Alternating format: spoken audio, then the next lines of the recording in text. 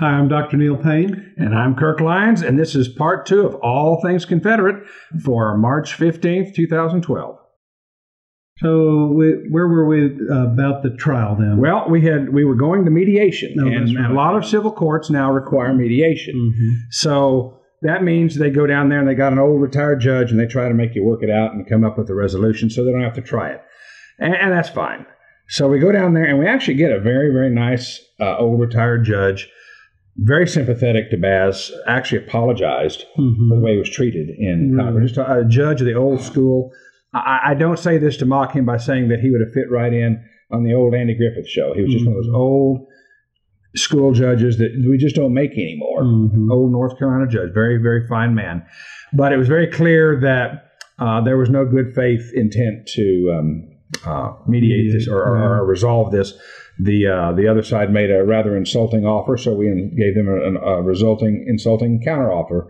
And 3 hours later, it had gotten nowhere. So we aborted that process. That's just more expense to the plaintiff. So we did depositions, and the depositions took all day the next day. The owner admitted that the only problem is that he said, take the flag down, and Baz wouldn't take it down. He knew of no prior complaints. He said that the policy was never written down. It was a secret policy. Oh, a secret one. Secret policy, but they've always had it, and he couldn't name a single instance when he's used it against anybody else. Couldn't name a single instance when he's asked anybody else to take anything out of the window, even though he stated that that's why the policy, because we have all these problems with NASCAR people and rednecks putting stuff in their windows, and so they don't have that. But they don't remember ever. But they don't have that. And then problem with that. The Baz stated very clearly that he tried to work it out, that the owner refused to shake hands with him, refused to sit down with him. His demeanor was aggressive, combative, and basically take the flag down and go to jail. And you were there and saw that. I was there. I saw the whole thing. That? Yes. I mean, the guy was, one of the things he did, he said he brought the general manager with him in his deposition. And that was just clearly a lie. He brought nobody with him. He was alone. Which explains, because there was a caucus going on downstairs. A Virginia Division caucus because it was election year. And North Carolina, South Carolina Division had been invited. So there's a bunch of people down there. When the call came down that Baz was in trouble, everybody adjourned and went up to Baz's room. So everybody was up there. So we got to see this. A lot of us got to see it firsthand. The owner claimed that there was a sign in the lobby. He said, I'm not against the flag. I'm a good old Southern boy. And I even let him have a flag in the lobby to show where the meeting room was. Funny, nobody remembered the flag down there in the lobby. I tried to talk to the Virginia Division adjutant who had been responsible for putting the sign up, and I haven't been able to talk to him, but nobody remembers any flag in the lobby. So anyway, the depositions took place, and then now we're set for trial on March 12th. The other side filed a motion for summary judgment. And although we thought that it very unlikely that a motion for summary judgment would be granted, basically because the court had already been slapped. They'd already frivolously dismissed the case.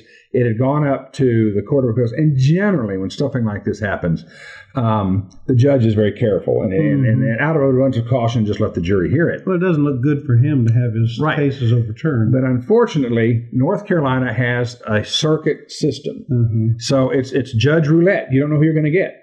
So for the hearings, and then they would have tried the case, you don't have the same judge you start with. It's a circuit system in a multi-county area. So you don't even have a judge that maybe even be from Cabarrus County.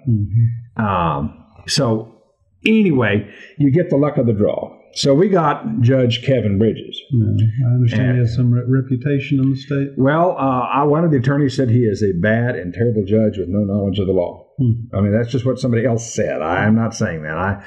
My one experience with him was not a good one, but that's what I've heard other people say, that he has no respect for the law. He's not a good judge at all. That's what other people have said. But I kind of walked into the courtroom and was saying, well, I think they may have more of a chance for winning this summary judgment than I had initially thought. If Baz had been a Black Panther member, If it had been a clenched fist in the window, I think that probably he would have called the jury in and given them and made them do a directed verdict.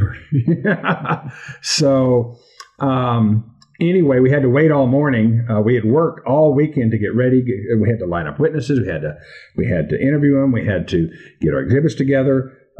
Jeff had to do voir dire, which is jury questions, so we're picking the jury. He had to do his opening. We had to have an anticipation of what the closing was going to be. He had to read his opening to me. And then we had to respond to this motion for summary judgment. I mean, it was clearly a tactic to keep us from getting prepared because we had to spend a lot of time. It's just a lot of work. There's a lot of bureaucratic detail in legal motions and pleadings that we had to attach exhibits. Nathaniel had the whole conference room filled with paper because we had to make sure we had it all. We had to have 4 copies of each. And we had to have the legal arguments. We had to have the cases cited. Just a lot of work. We were working until the hearing was Monday, March the 12th. We worked all weekend, and we were here in the office until 3 in the morning getting ready. Then we had to get a couple hours sleep. I didn't get any. Tom and Nathaniel, we got the car, loaded it up. We had to have all our exhibits ready. Nathaniel was making PowerPoint exhibits for the jury. Pictures. We had to have all our submissions to give to the other side. Plus, Baz had a crisis. His mother needs assisted care, and his aunt was no longer able to take care of his mother because she had her own problems, including cancer, and a granddaughter that needed help. And so she was going to have to bail. So at the last minute, Baz couldn't come. And we had to file. We had a motion for continuance. And if the motion for summary judgment was denied, then we were going to ask for a continuance long enough for Baz to get down there. But he had to go to Cleveland. He's in Lexington, Kentucky. His mother's in Cleveland, Ohio. He had to go up there to Ohio to take care of her and make arrangements for her because she'd be living alone and she's not able to live alone. So we had that crisis at the last minute. So we get down there. We wait all morning. Judge holds us for last. He then... What's really funny is under North Carolina law, or the rules of procedure, you have to have a response filed 3 days before the hearing. Okay. Well, the other side had filed a motion for summary judgment on Wednesday. Okay. So he would have had to file it the day he received it to be able to file a response in North Carolina. That's stupid. I'll just say right there, that's just a stupid rule. In other words, he had no right to a written response. No right to file a written response. He did one anyway. That's what we were working on. And then out of the great benevolence of the other side, they allowed him to file it. Oh, how nice. I mean, it was a tactic clearly done to put him at a disadvantage. And I frankly think that's just wrong if that's the rule. I'm not a North Carolina lawyer yet, but I think that's a stupid rule that should be changed. Anyway, the judge made it very clear that if she objected, he would not be allowed to file his brief. Well, she did. She was so nice. Anyway, the arguments went on for about an hour, and her position is very clear. This is his property. He can do what he likes. And North Carolina supports him. Unfortunately for her, she misquoted North Carolina law. The innkeeper statute gave him no such right. As a matter of fact, as Jeff Mabrito, who did an incredibly brilliant job, he did a great job. He eviscerated this woman. He absolutely tore her to pieces. He pointed out that North Carolina innkeeper statute says that if you have a rule or regulation like that, you must post it. You can have it, but you got to post it. So no secret rules here if you're going to enforce them. So he had them dead to rights, and but the judge dismissed the case on all counts. I think it was a totally dishonest decision. It was not based on the evidence or anything. I think that Jeff smoked this gal. But of course, what this does, it now means that we have to go back to the Court of Appeals. And it may be another 2 years before it goes back to trial. That's amazing. And we need to go a little further. How much that it takes so long?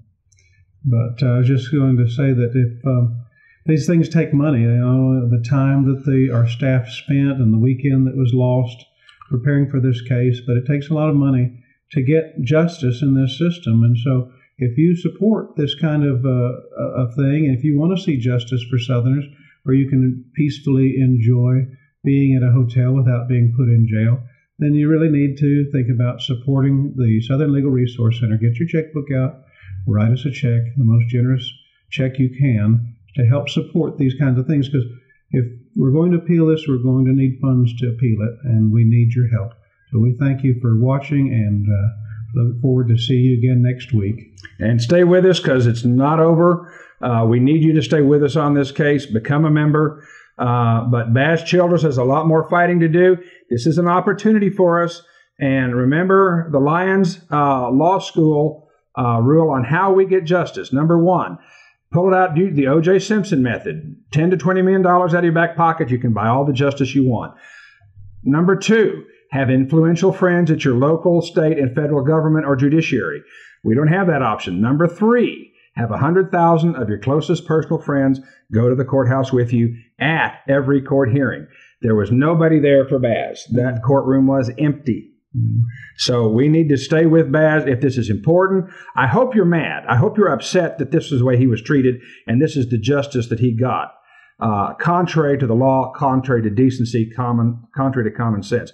I hope you're upset about this and that you'll stay with us, support Baz, become a member of the SLRC, and come with us the next time we go to court. Thank you.